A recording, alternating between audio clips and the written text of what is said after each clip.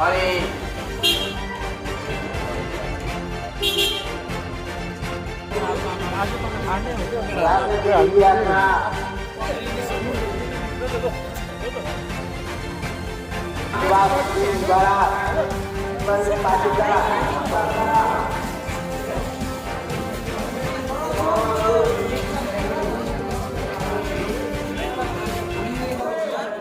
दार्जिलिङ आउँछु।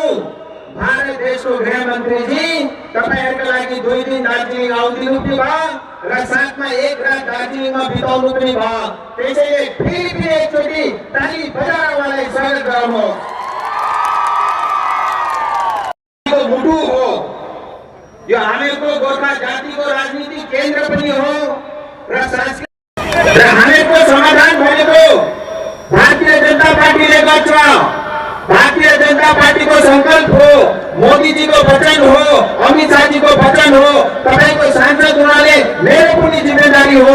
म 1.5 करोड गोर्खाको राजनीति गर्छु, खाटी राजनीति गर्छु, सच्चै राजनीति गर्छु। अब आज यस पवित्र मञ्चमा धेरै भट्टाउन पनि मिल्दैन। स्वयं भारतका गृहमन्त्री जी आउनु भएको छ। धेरै कुराहरू तपाईहरुका समक्ष राख्नुहुन्छ। एकवटा कुरा म अझै थप्न चाहन्छु।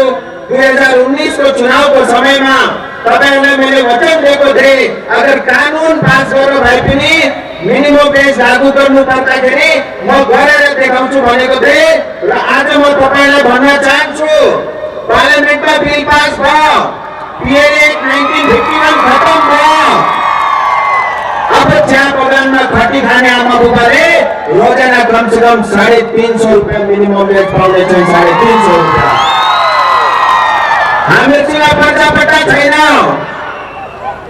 बीजेपी सरकारले संकल्प पत्रमा हालिदिएको छ चिया बगानमा बस्ने, वन बस्तीमा बस्ने, डीआई फन्डमा बस्ने, सिंगोना बगानमा बस्ने हामीका समस्त जनताले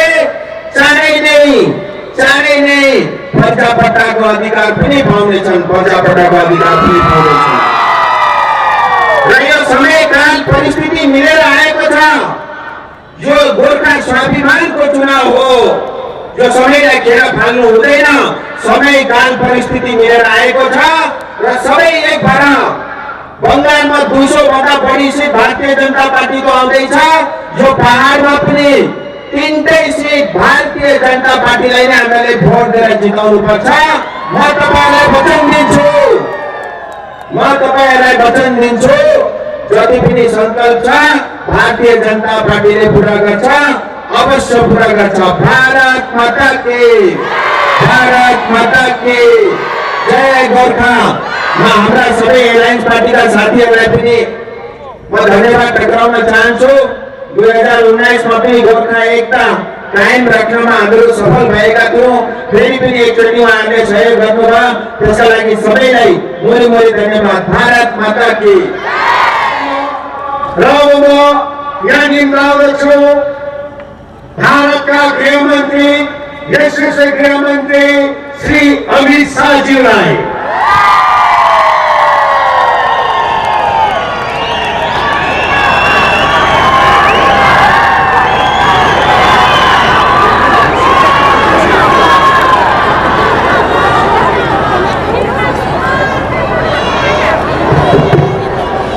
मेरे साथ बोलिए भारत माता की। अरे भाई दार्जिलिंग आया हूं, ये वीरों की भूमि है, गोरखाओं की भूमि है। आवाज ऐसी रहेगी क्या? ममता दीदी तक कलकत्ते में आवाज जानी चाहिए। मेरे साथ दोनों हाथ उठाइए, विजय के संकल्प की मुट्ठी पीछे और प्रचंड आवाज से बोलिए भारत माता की। भारत माता की।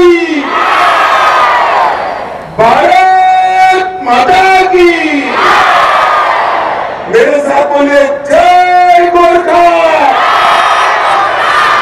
जय गोरखा।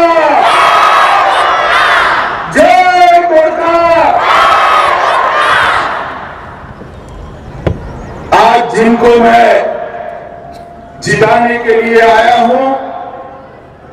ऐसे हमारे दार्जिलिंग विधानसभा के पश्चिम के हमारे प्रत्याशी श्री विष्णु प्रसाद शर्मा जी, विष्णु भैया, ये दोनों को प्रचंड बहुमत से जिताकर दीदी को सभी जुर्मों का हिसाब किताब देना है। बैठिए, बैठिए। मेरे साथ यहां के लोकप्रिय सांसद और मेरे दोस्त युवा सांसद और पूरे देश के गोरखा नेता भाई राजू बिष्ट के लिए जोर से ताली बजाएं। जीएनएलएफ के नेता भाई मानवी सिंह जी,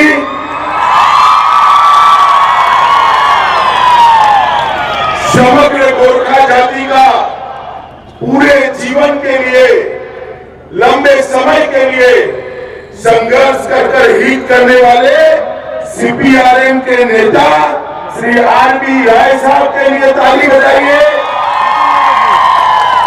दार्जिलिंग के जिलाध्यक्ष कल्याण कुमार देवांग जी, मनोज देवांग जी, एडवर्ड जी,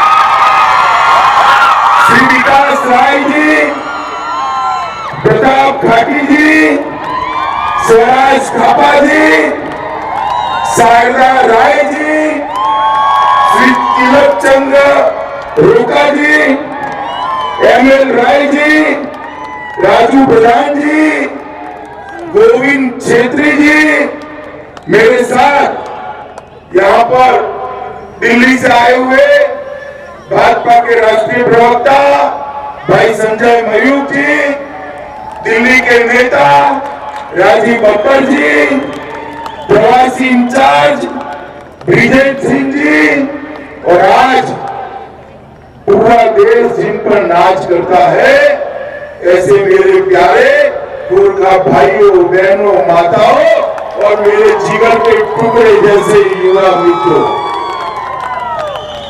सबसे पहले तो मैं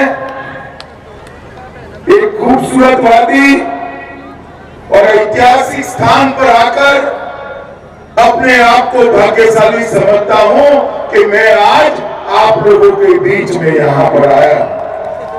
मैं इस पावन भूमि पर महाकाल मंदिर, धीरधाम मंदिर और विश्व शांति पगड़ा जहां पर उपस्थित है, ये तीनों स्थानों को प्रणाम कर मैं अपनी बात शुरू करना चाहता हूं।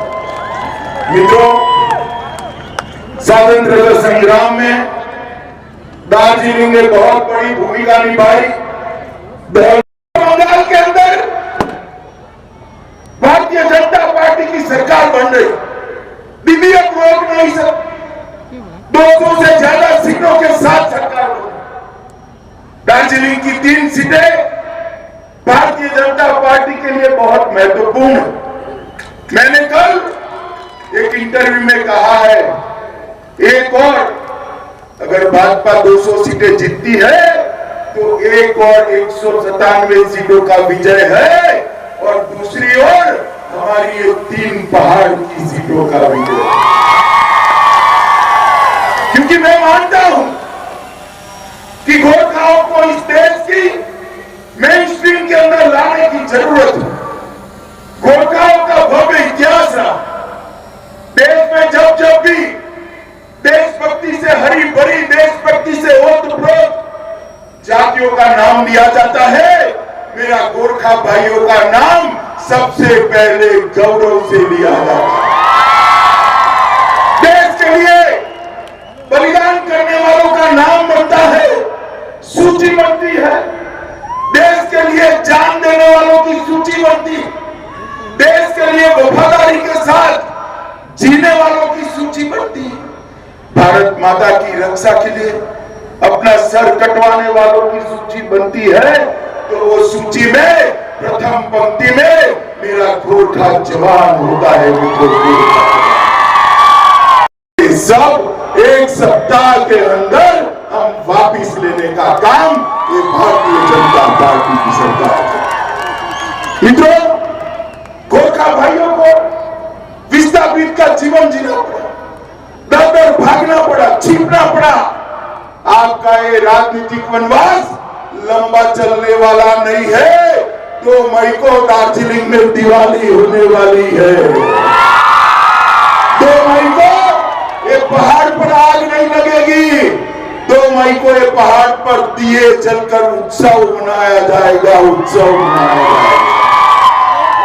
गोरखाओं के साथ न्याय केवल और केवल भारतीय जनता पार्टी ही कर सकती है, क्योंकि भाजपा, भारतीय जनता पार्टी और गोरखाओं का गठबंधन हमने नहीं बनाया, आपने नहीं बनाया।